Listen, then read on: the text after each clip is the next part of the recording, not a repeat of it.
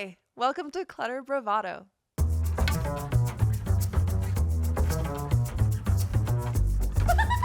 Yes, and It's the energy. It's not just about the stuff. So we should probably just get into it, right? let's go.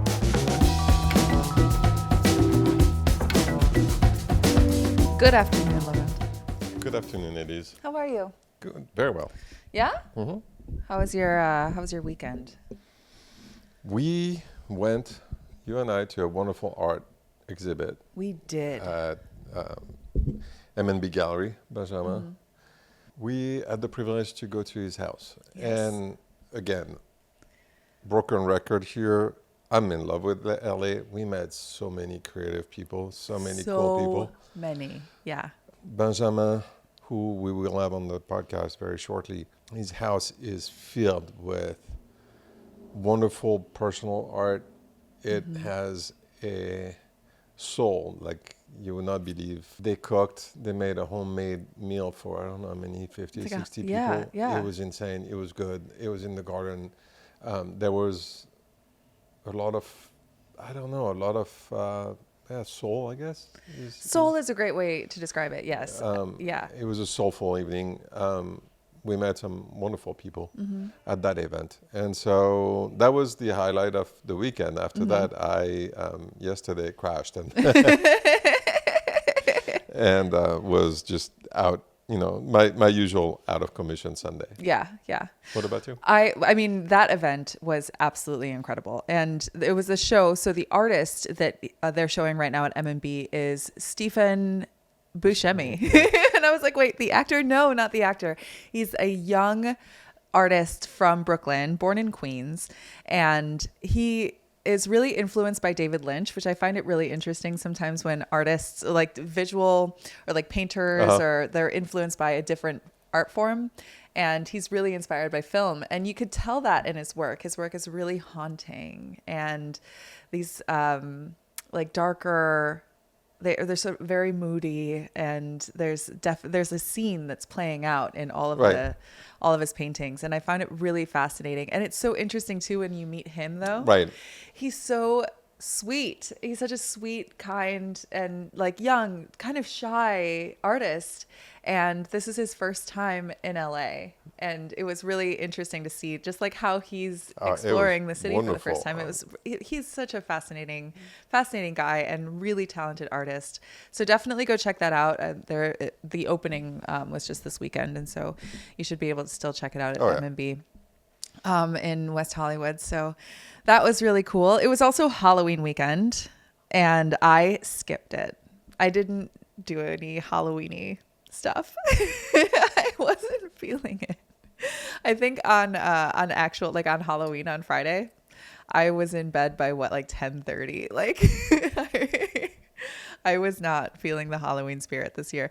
I don't know what it is, but it's been a really busy past few weeks. Right. And so getting a little time to rest was really important. But I tasked you with watching a film, and I want to know if you saw it. One of my top 5 favorite movies of all time. And I told you ahead of time, it's not good, but it's a favorite. I've watched a couple bad movies lately. Which one was that? I made you watch Showgirls. Now, okay, one thing to know about Showgirls. It may have an NC-17 rating. You don't know shit. Is that your best Nomi Malone impression? No. It's like this. Sorry, for anybody who's listening, I am if you're listening to it. No, it's there's a specific dance move that Nomi Malone does. I love that movie. I love Elizabeth Berkley. I mean, the first time that I saw it was like edited on TV, and it was hilarious because they like edited bras onto everyone because like the whole movie everyone's topless, and they edited like these very poorly animated bras onto everyone on like a VH1 like late night movie. But I remember like watching it when I was in college, and I just found it, I mean, it's hilarious and it's fascinating. There's the way that like the fact that movie was made is incredible. Right. But it's now like a cult favorite. It's 30 years old now, and actually Elizabeth Berkley has been doing tours and like touring the country and kind of the world, representing this film now, because people are rediscovering it and discovering like it is such a fun cinema experience. I think they played it actually at the Hollywood Forever Cemetery recently. They do it. I think they kind of do it every year, but how they get away with showing that on such a big screen in such a public place, I don't know. There's a lot there. Yeah. You didn't like it? I couldn't finish. Really? But look, how do I say it? What do you put me in politically incorrect situation? I respect people who make movies, and this one is not the worst I've seen this weekend. So it has that thing. What was the worst you saw this weekend? I don't even remember the title. It's a good friend of mine recommended that I watch it. Elyse recommended. Sorry, I recommended this. Wait, are you talking about Sorry Baby? Yeah. You didn't like it? No. Okay. I mean, luckily I watched it in bed, so I was able to fall asleep in the middle of it. Wait, you slept through parts of it? I slept through parts of it. See, this is No. This is the problem. No. There's no, oh yeah, you fell asleep, that's why you didn't like it. No, I didn't like it, that's why I fell asleep. And, I'm known to fall asleep in front of anything right now. Okay. But let's put it this way. I'm sorry, I didn't get it. I'm just didn't get it. But there's so much subtext, and all the characters are carrying so much with them. I mean, maybe that's it. I'm just Do not you need smart like enough. an action movie? Yeah, I mean, it's like, Is it because these are so I recommended 2 female-driven films. No, they're not driven. They are female obsessed. They're Female-centered obsessed. female-centered films. Yes. Okay, sorry, there weren't enough boys in it for you. Generational thing too. It was it's an interesting thing. So if anybody has watched it, let me know in the DMs what I've missed. But I do believe that it was interesting because it's one of the first time that watching the movie, I felt that I could not get it. Part of it was a generation. It's made for younger women. Okay. And as an older man, you just zap them. There's something that you missed there? Yeah, you're like not relatable at all. Really? Yeah, and I couldn't even relate to the male characters who it's very interesting. So I should watch it as a society study. Yeah, maybe maybe stay awake. Maybe try to stay. I should start watching Maybe try to watch it in a chair. Yeah. In a chair at 9 a.m. with coffee. With coffee, yes. So let's not. So those are 2 film recommendations that I would not recommend. Okay, great. I recommend them. I love both of them very much for very, very different reasons, but I see the value in both of those films. And okay, I mean, we have the ability to disagree. That's the beautiful thing about art. It's subjective. We did that. This week is also another busy week. Yes. We did have a wonderful episode already that we recorded this morning with. I'm completely blown away. I want to say that LA is a wonderful place to live. Thanks to the podcast and other things in my life, I am meeting the most incredible people. And in a world where the news is really negative, where we talk about, the end of the world and with AI and social media and all that shit, I meet more and more interesting and fascinating people. Thanks to you, a big part. And I don't know, I'm so optimistic about what's going to come out. Yeah. Yeah. I mean, the Dodgers did win the World Series. Well, the Dodgers did win the World Series. Okay. What? It's like you have such strong negative opinions today, No, but also I'm sorry we're bringing a bunch of stuff that I'm like, I've never watched a baseball game. The only baseball game that I ever saw was in San Francisco, in a good seat, and the Giants lost, and I never was invited again. Baseball, not great in France. And so I. But you've been here But for I'm a glad long that time. the Dodgers. What? You've been here for a long time. Yeah. Have well, you've never been to a Dodgers game? No. Okay. So I watch football, and you know that Next I watch season, football, and yes, and, I know you and watch I football. am, you know, I've been to a couple of basketball games, which I thought was really entertaining Love and really fun. basketball games, yeah. Baseball, I mean, I think that going to the event is probably, even though now that I don't drink beer, maybe I should not go. Do you eat hot dogs? Oh my gosh. Oh my God! What are we gonna the do? hell are we doing What are we today? gonna do? This intro is like weird. It's weird. It's like baseball and sorry baby, two things that I'm not relating. So let's put it this way. Today I'm very French, you're very American. Hey. We're gonna talk about our guest, I think. Let's move on to our guest. We have an incredible guest today. And honestly, sitting down with him, we've been wanting to get him on the show for a little while. Yeah. And it was really great that he finally found the time to join us. And I had no idea where the conversation was leading when we first got started. And I'm fascinated by him. The way that he approaches landscape design. So we talked with Thomas Diehl of A Living Canvas today. And I'm fascinated by him. I find him the way that he approaches landscape design through all of the senses fascinating isn't even the word for it. It's so multi-layered, and it has changed the way that I'm interacting with the space around me as well. And the way that I'm looking at, like we, went to that event and being able to go to Benjamin's house and seeing his outdoor space, which was immaculate and stunning. And so having these conversations really changes the way that I'm experiencing the world around me every time we have a new guest. And in this case, it was a really, really powerful one. Yeah. And can I say something very French again? I met him through two different people who are both love and respect. David, who, Dalton, who was a guest on our podcast and who is a very dear friend of us, and then Martyn, Bullard, who is also, someone I respect. So Thomas is a beautiful human being.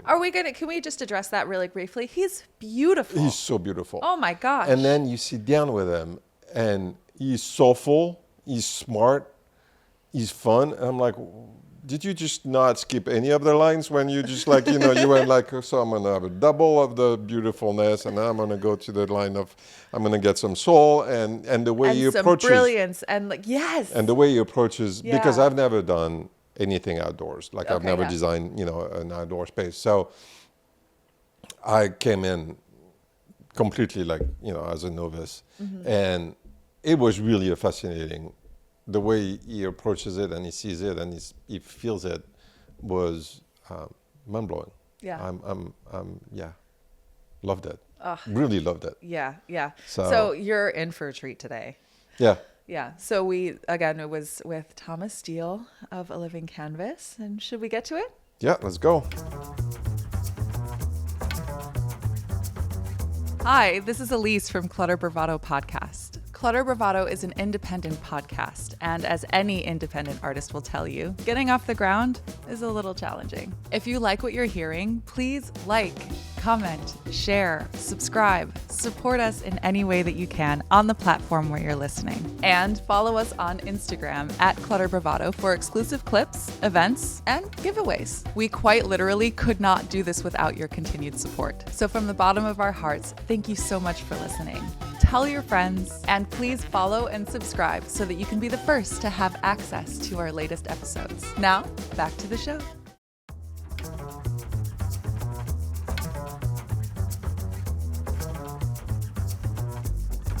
Welcome to Clutter Bravado. We are here with Thomas Diehl. Hi.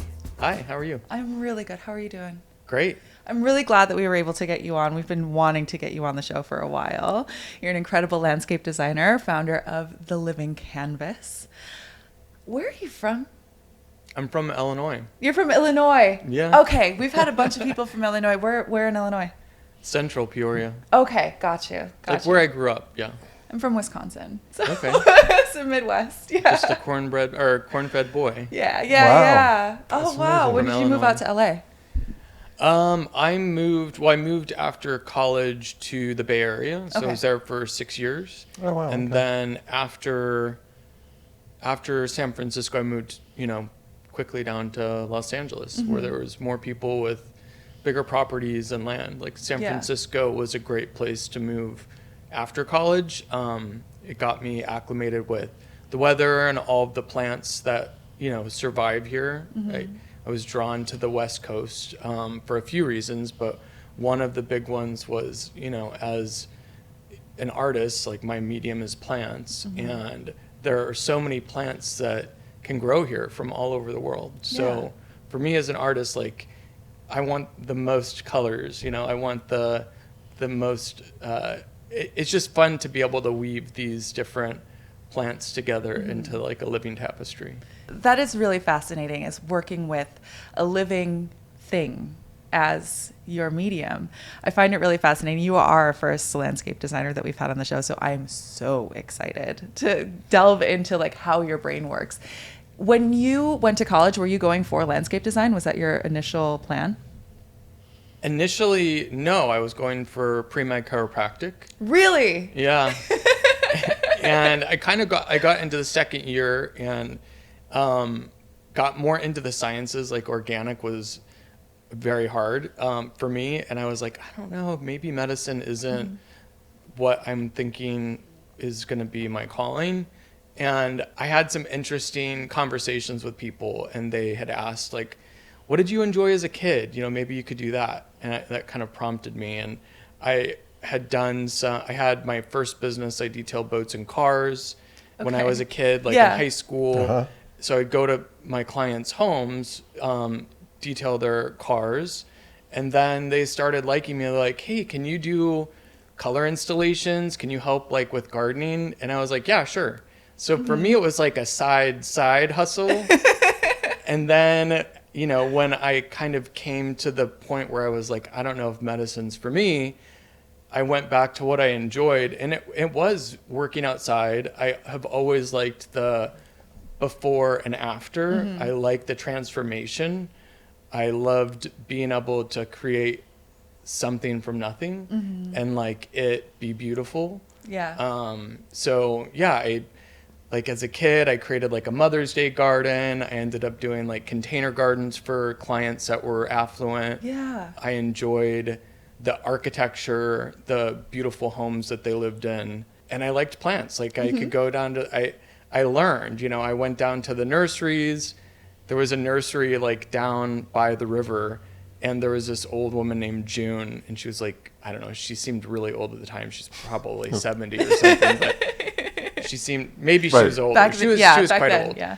But I would go down and just like read the backs of the descriptions and start kind of playing with these color combinations, or I would go out to like a more premium nursery and kind of see their displays and understand like how to organize and just put plants together that then would be beautiful. So that was kind of the beginning of my interest Wait, so was this was happening in Illinois? in Illinois. And you only have like 6 months of weather that really accommodates for like the blooms of the flowers and Yeah. having an active living garden. Yeah, so the color installation would have been in containers, annuals Yeah. that, Right. would be really immediate, like gratification. Yeah. And, then we would get back into fall and winter. Yeah, yeah. But so I ended up switching from pre-med chiropractic and pursued plant and soil science, and I specialized in ornamental horticulture. Wow. So I still was in the awesome. sciences. It was still, I couldn't really get away from science, which it's totally fine.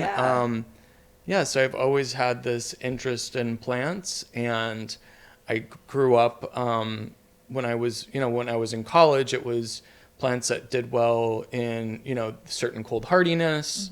And that was what I learned. And then immediately after college, I'm moving to California, and there was that, but then there was like thousands of other plants. So it was this Yeah, this yeah. huge learning curve that I was happy to, engulf on. That's Yeah. a great path. I mean, that's just such a thought out path, but also like from, a side. That's fascinating how Yeah. life like that's a path that, is only yours. That's yeah, great. Yeah, that's really beautiful. It's a really unique story. And it's also, you can tell that you followed your passion. Like this Yeah, is something that's that you were hard. really interested in, and you really followed that all the way through. So once you moved out here and you started actually working, how long ago did you start the Living Canvas? I had some business that I did on my own when I was up in the Bay Area, but my business really started growing when I moved to LA. So I've been in LA for about 12 years, I Okay, think. Something 12 or Somewhere around 13, there. I don't know. I'm not Yeah. really good with, keeping track of that, but it's been a while, Got you. and I Yeah. did move down to pursue landscape design. And a good friend of mine who's an interior designer, I would share like my hopes and dreams with, and I've always been someone that wants things like immediate. Yeah. I want it to be right now. All of that. And he's like, it'll happen. He's like, Is "It'll that David? Mm-hmm. Yeah, it's David. That's David Dalton. I'm like, someone who says that's David. David Yeah. was Yeah, on we our had him on the podcast, show too. Yeah, he's wonderful. that's David actually brought you here the first time we Yeah. met. Yeah. Yeah. I mean, he's wow. been a sweet friend. He's been someone that I've been able to, talk to. He's definitely been, a mentor and integral in evolution as a designer, but also just as a business owner, as an entrepreneur, So when I was telling him all these things, he's like, it'll happen. It'll be 10 years. And I was like, Yeah. and I'm like, I passed the 10-year mark, and a lot of those things are happening, Right. but Yeah. it's interesting. It did take the time it took. Yeah. So something that we talk about a lot on the show is the importance of the community, the design community in LA. And because you're coming at it from a slightly different perspective, you're not, doing interior design, but doing landscape design, working with other designers. What was it like building your community or becoming a part of your community? How did that feel coming from San Francisco? Did you know people here already? Interesting question. I didn't have a network here. Okay. I actually, I met David like maybe week 2, Okay. and I've always been pretty intuitive, and we met out and about, and I took a liking to him, and I was like, oh, we should grab coffee. I've always liked the connection or connecting with others. And I was like, we're going to be friends. And he's like, oh, yeah? I was like, uh-huh. I mean, some people you just meet and you're like, Yeah. oh, we're going to be friends. Yeah. And that was kind of that story. And it is about just connecting, and we're creatives, and there's Right. there's so many designers in LA. Yeah. Everyone has their own perspective. Everyone has their own clients. And I feel like it doesn't feel competitive to me. I feel like if people are confident in what they do, they know that it will draw those clients will Right. be drawn to them for their aesthetic, for their perspective. Yeah. So I liked that. Like I like when I think there's power in numbers. So when you have creatives together, you start kind of rolling with it, or you get into that energetic kind of creative flow. So I think it's really powerful to connect, to inspire, to engage. And I've always thought I could only add value to another designer's project, because Yeah. often someone might, a designer or a client might have an idea of what they want, but the art and the science of what I do is Right. I can take your concept of, we've just relocated from the East Coast. I really like these English gardens, but it really doesn't make sense for us to plant boxwoods and hydrangeas in that same way we would on the East Coast. How can we do that here with plants that Thrive. require less water, that Yeah. thrive here, and we can still get that really structured, formal garden?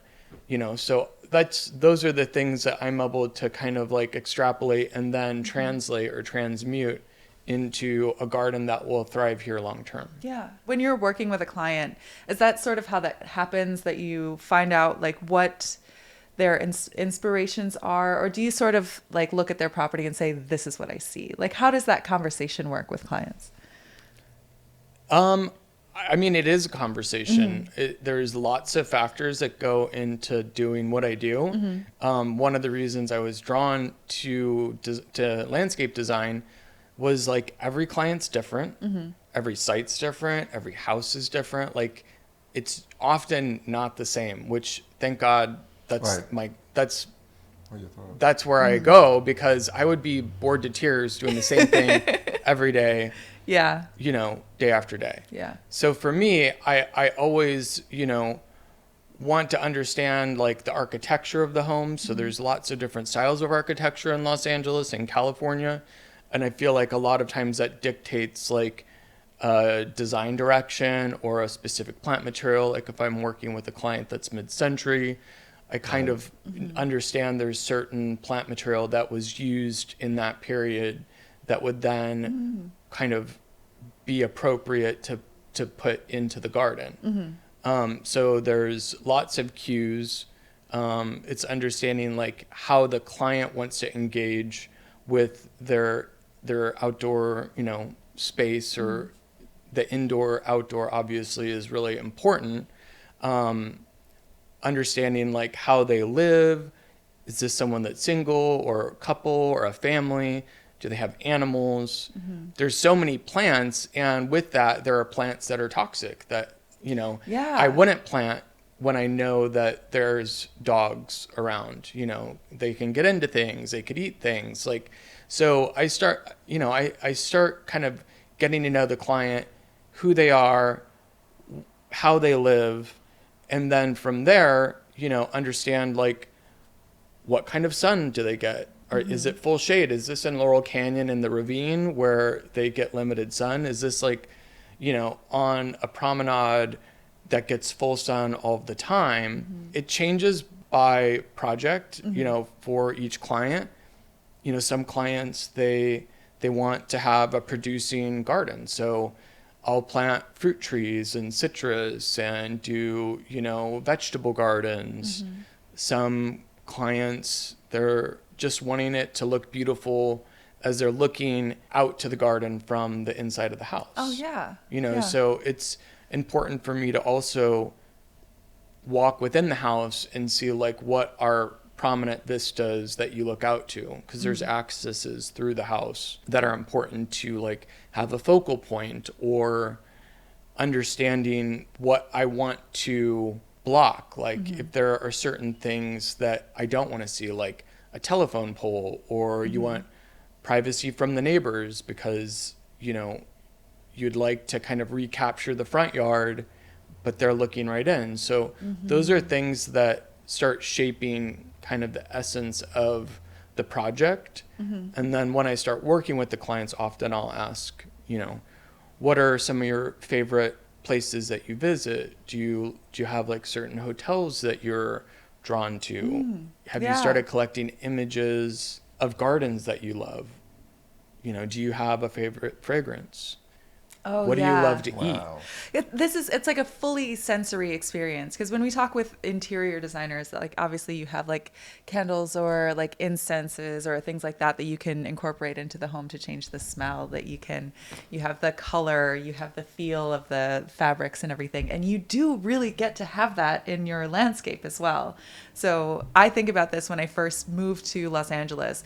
One of my favorite things to do, because we don't have cacti in the Midwest, you know?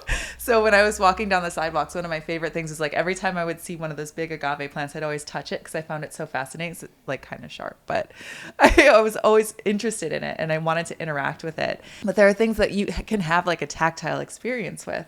And I don't think that I ever really considered that when it comes to landscaping. Do you have like a specific example of how you can sort of bring that touch element into landscaping? Yeah, that's an interesting question. Plants are so dynamic in what they offer. They offer us food. They offer us shelter. They heal us. They have a beautiful, some have a beautiful fragrance. There's so many uses for plants. So tactilely, you could create a children's garden, and children like to touch and feel. So there are certain plants that I would create for like a children's garden, knowing like they want to feel and touch. So there's plants that have like a softness, or there's scented geraniums that when you touch the leaf, they have a fragrance. Those elements could be incorporated into a garden. Now, if you put that at the back of the garden where no one's going to go, that's one thing. But like I often, in a Spanish style home, I'll put, geraniums in a container, maybe flanking doors. So when you kind of briskly walk by, you might get the scent of like citronella or a rose geranium or something like that. There's lots of ways to kind of include that touch, like you experience the agaves. For me, if I know that I'm wanting to create a barrier or a boundary without specifically having a fence, I could do a perimeter of agave. Oh, yeah. It's a subtle indication of like, don't cross. Yeah. And that could be with animals, whether it's, Deer. coyote, deer, people. If I want to create barriers, there's certain plants that I really love, like Carissa macrocarpa, that you can use, that is a hedge, a green hedge. It has a really beautiful fragrance, but it also has like really sharp thorns. So it's not overtly like don't cross, but if you get into it, you figure it out. So those are things like, that's a tactile thing that could also prevent someone from like, okay, this is gonna really get me That injured. is so interesting. I know. So instinctively, this conversation is fascinating. It's opening up like a world to me. But do you use one of your senses more than the other? Like, do you see a painting, or do you see a garden full of scents? Is there a scent that you prioritize instinctively in your design? So let me ask, did you say senses or scent? Senses. Senses. Yeah. I think in a garden you have all of the senses. I know. It's a complete Fascinating. It's a complete experience, and I actually feel like often a garden has a sixth sense that you can't really pinpoint, but if you think of a garden or a place that you love that's outside, can you like pinpoint why you love it? Right. What is there that you are connecting with? Yeah. And I often say like a lot of what I do is creating this sensory experience that most people don't even understand why they would like it, but I would have the intention of bringing those together to allow for them to come to that experience on their own. Yeah. I mean, that's just like, because I think from it's magical, interiors,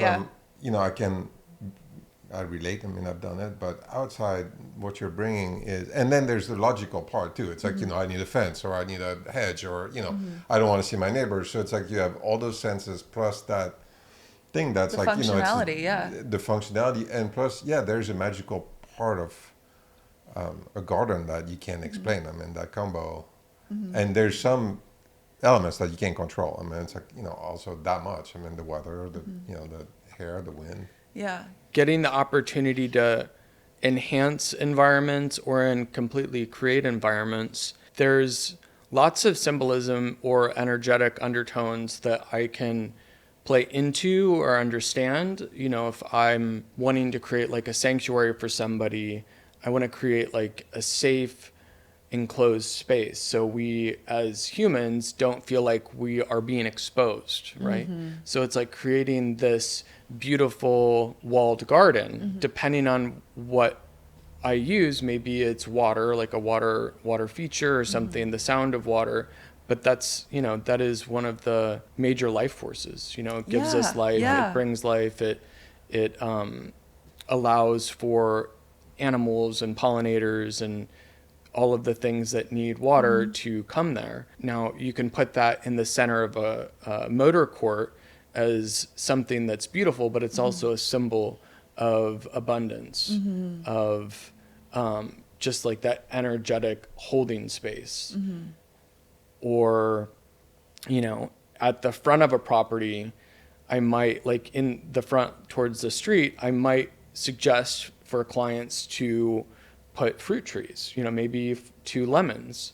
And, you know, most people would say, well, other people are going to pick those. Like, why would we put it there? We should put it in back so no one can get that. And my idea would be to get, you know, put those lemons there with the understanding that people will pick them because that client, that owner has more than enough. Yeah.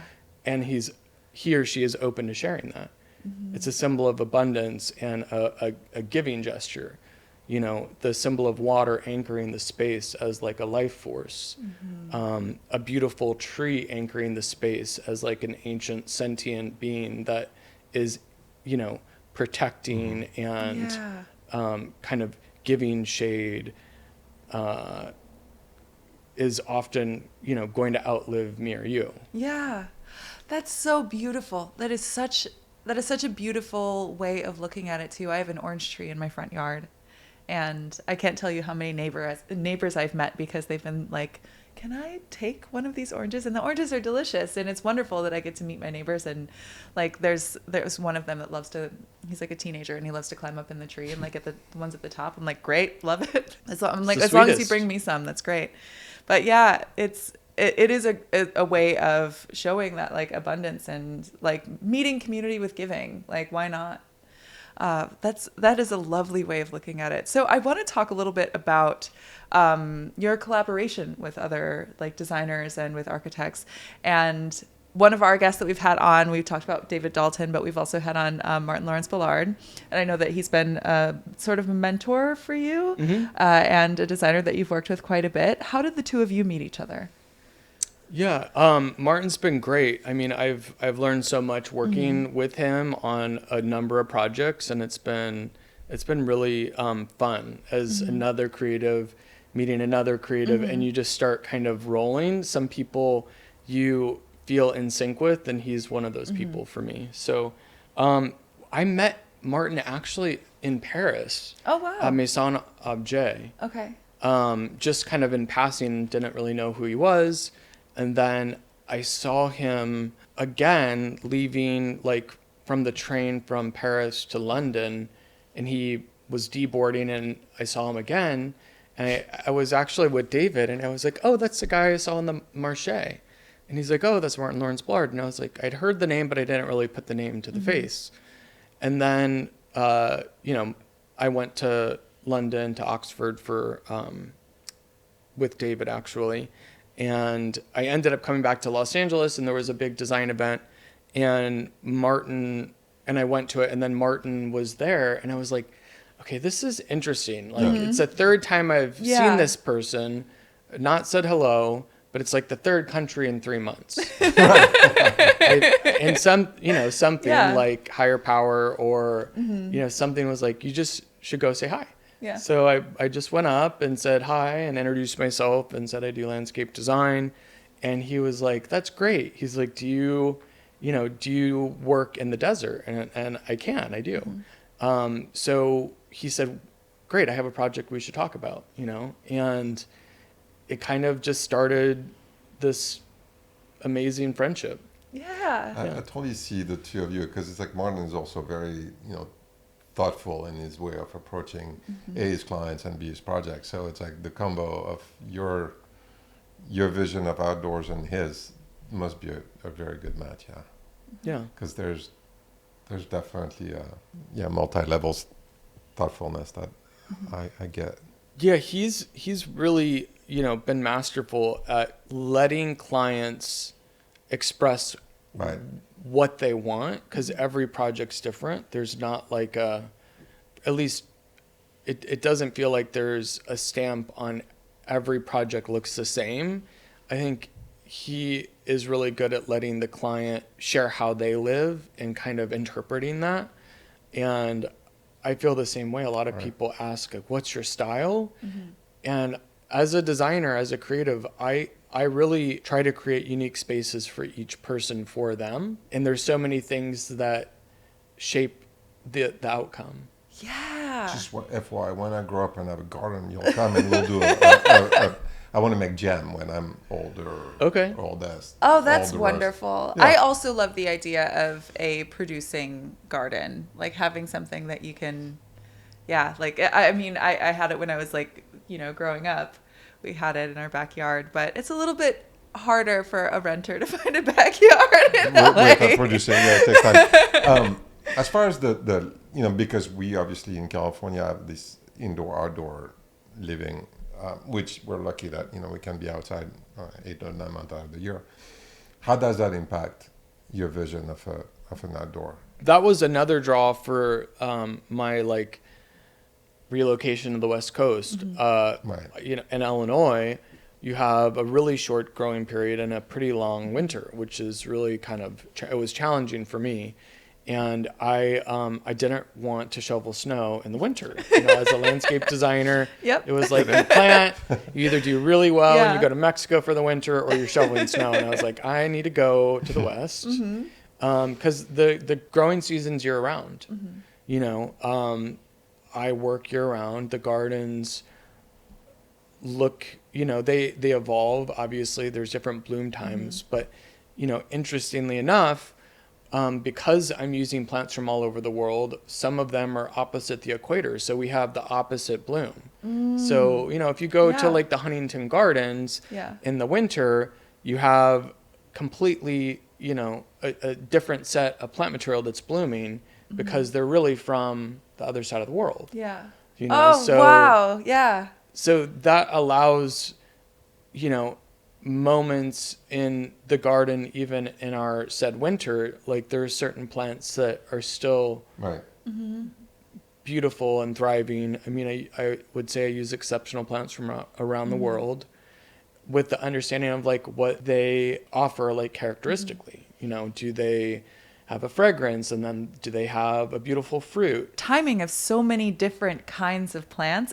Do you have I'm trying to imagine what this looks like. Is this like a spreadsheet of when each plant is blooming throughout the year and timing that out in your design process? I mean, I often use plants for their year-round interest, and then they may bloom. Okay.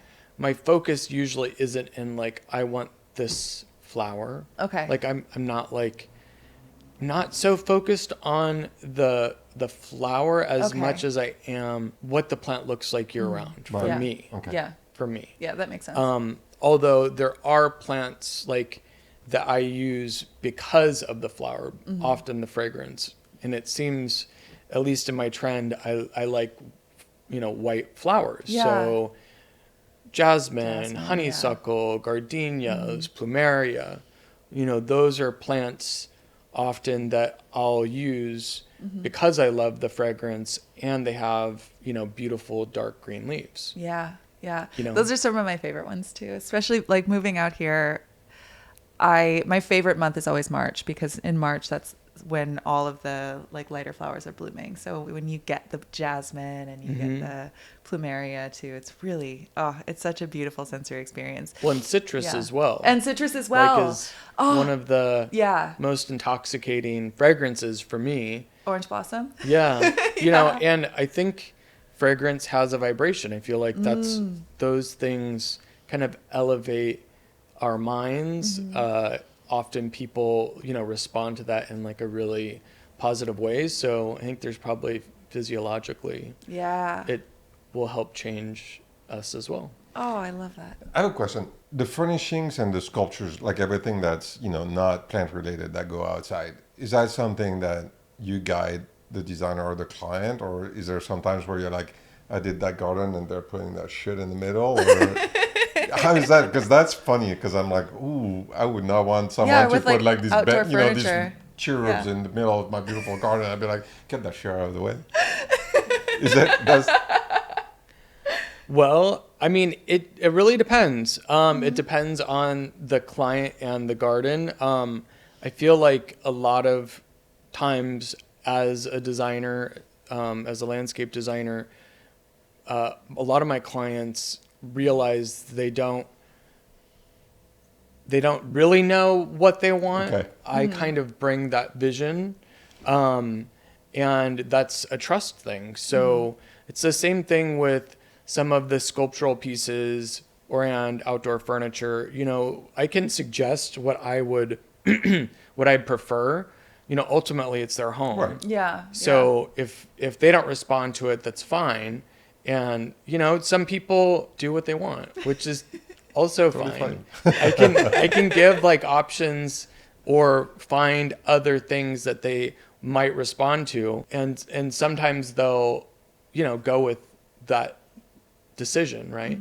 But then other times they're like, oh no, I have this sculpture that we've had forever, and they have this emotional attachment to that piece, and it's been with them in every home. And I might think, yeah, that's really not something I would have selected, but like that You can say brings ugly. them joy. Yeah, that brings them joy. And who am I to take that away from them? Yeah. Like that, I have a client in Palm Beach I shared with you a little bit about, and she, you know, in getting to know her, she responds to angels. She's very much into like angels and in that kind of spiritual aspect, and she wants angels in her garden. I'm creating a angel grotto that will have angels that are then she wanted 5 angels that would represent her grandchildren.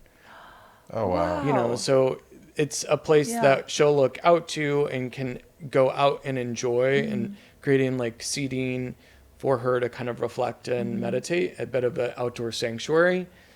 So would I, you know, without getting to know her and understanding her perspective and what and how she lives, you know, I probably wouldn't have gone there, but you kind of have to read the room. And then I'm able to work with artisans and find sculptures that I can, you know, work with a sculptor and marble and really make that exceptional. That's awesome. So it depends, like, but would that have been necessarily where I would have gone? Probably not. Yeah. But also I'm like creating this beautiful experience for her. Yeah. Right.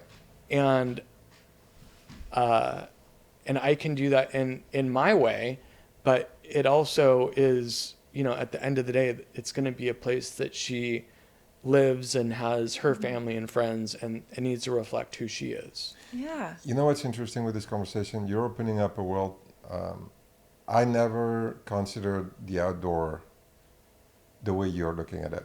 And that conversation is fascinating because you're so thoughtful and you're bringing such interesting, it's really, truly, you know, as someone who has been in interior design and focused really on interiors, you know, I somehow looked at the garden with, you know, a water feature, you know, furniture by the pool. I'm really not the way you're approaching it. And it's really interesting. Yeah. Fascinating, actually. Yeah, I agree. I'm so Thank glad. you. Yeah, I'm so glad that you were able to take some time today. So there are 3 questions that we ask all of our guests, and I'm going to give those to you now. Are you ready? Yes. Okay. First question is, what is the messiest place in your home? My closet? Your closet? Well, Fair. one of That's my totally closets, yeah.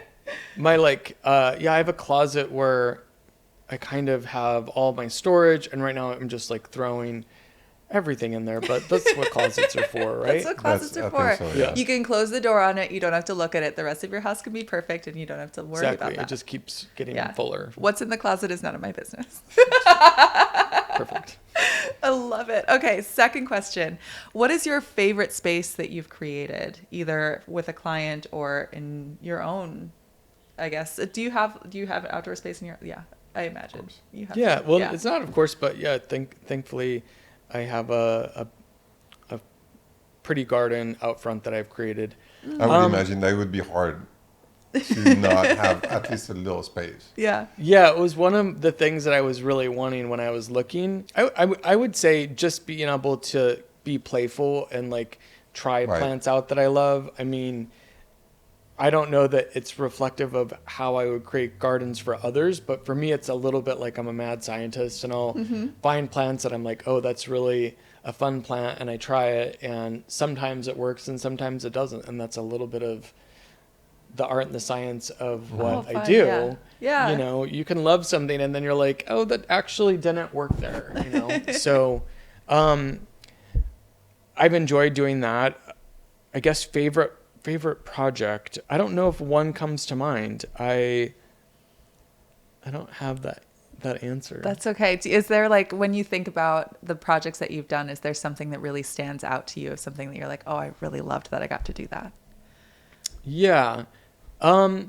So I've loved the outcome. Getting there was really challenging. Okay. So I did a project recently, actually with Martyn, and the client purchased the Tiffany building in Palm Beach. Wow. So they engaged. So there's like a penthouse above the Tiffany building that's a 10,000 square foot penthouse, and then on the rooftop, I worked on creating a rooftop terrace. Wow. Which, in theory, you're like, oh, that's gonna be easy. Like, we're just gonna throw up, we're gonna throw a few planters, and getting to the place that I designed, it was a huge learning curve because, we created, everything was really custom, created, custom cylindrical terrazzo planters that were huge, beautiful flooring that was made of coral stone chevron, and then a terrazzo border with a beautiful kind of brass inlay. Really elevated the space,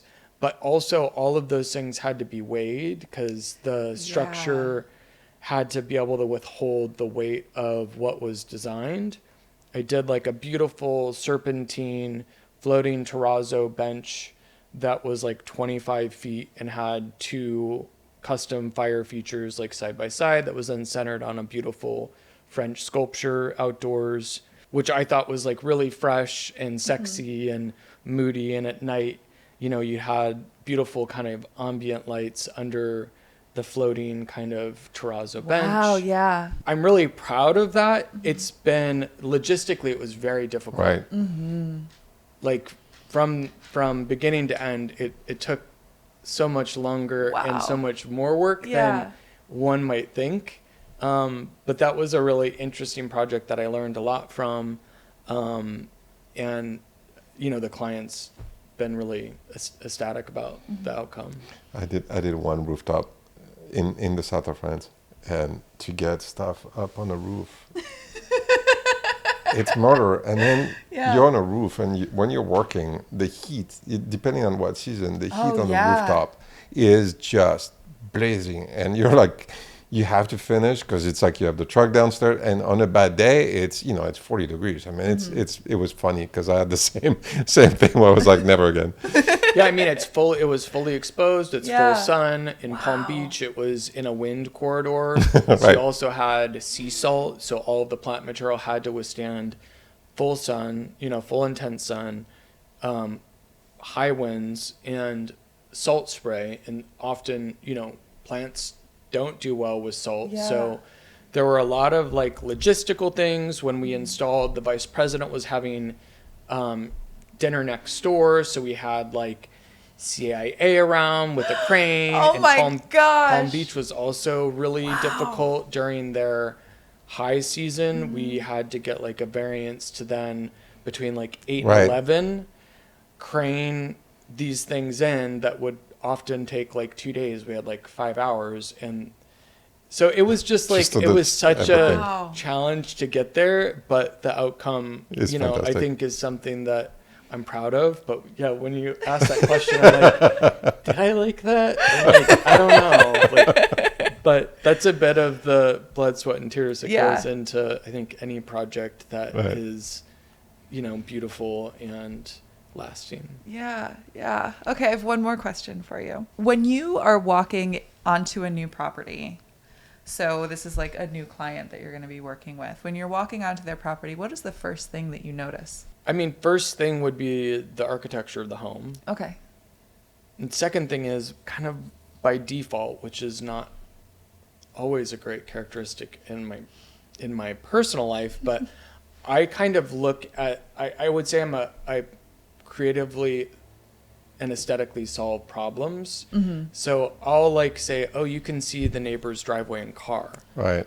Got You know, it. Yeah. we need to screen that. Like I start looking for the things that shouldn't be there to then like start narrowing down and understanding how to frame the house in the most like in a way that would showcase the house instead of distract. Yeah. Yeah.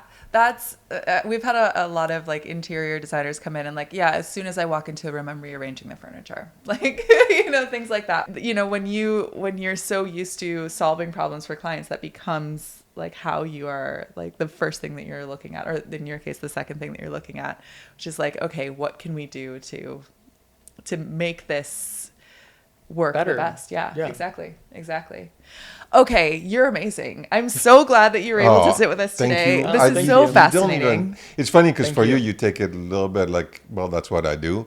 But for us, and I think that this conversation, I hope, is going to inspire a lot of interior designer, because I'm pretty sure that a lot of them don't approach the outdoor the way you're doing it, and I hope that it's for me fascinating, Yeah. really. Yeah, Eye-opening like and, really and fascinating. Happy So to be here. how do we find you and where? So I'm practicing in Los Angeles. I have my studios around Melrose Place. Company name is The Living Canvas. You can find me at thelivingcanvas.org, or they can call you and Okay. Yes, Well, DM us perfect. on Instagram Yeah. too. You guys broker me.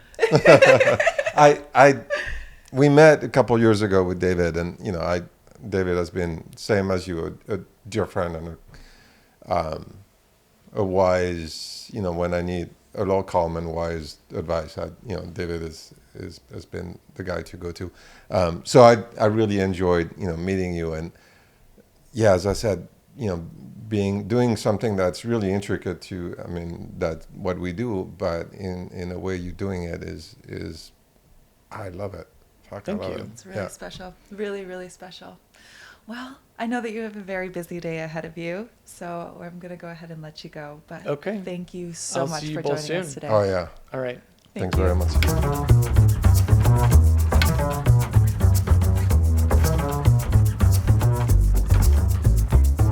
Clutter Bravado is filmed on location at the Kimberly Denman Showroom in Los Angeles, California. For inquiries about our furniture, a directory of our guests, or just to reach out with questions or comments, email us at clutterbravado@gmail.com. And don't forget to follow us on Instagram at Clutter Bravado. Thank you.